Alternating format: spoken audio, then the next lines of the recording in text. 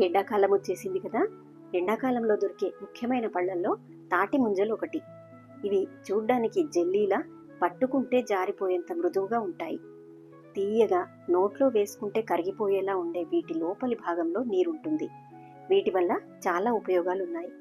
తాటి ముంజల్లో శరీరానికి కావలసిన బోలెడు పోషకాలున్నాయి.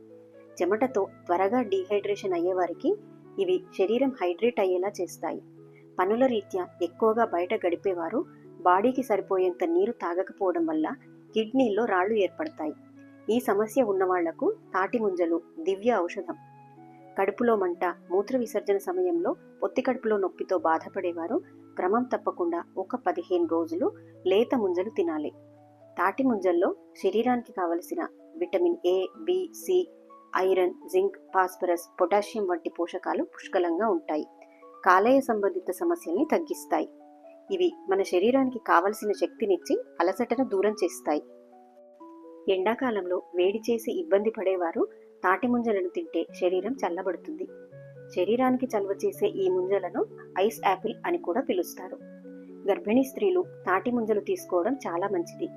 ఈ తాటి ముంజలు వారికి జీర్ణక్రియను మెరుగుపరుస్తుంది. మలబద్ధకం, ఎసిడిటీ వంటి సమస్యల్ని తగ్గిస్తుంది. తాటి ముంజల మీద ఉండే పొట్టులో ఎన్నో పోషకాలుంటాయి కాబట్టి పొట్టు తీయకుండా తింటేనే మంచిది.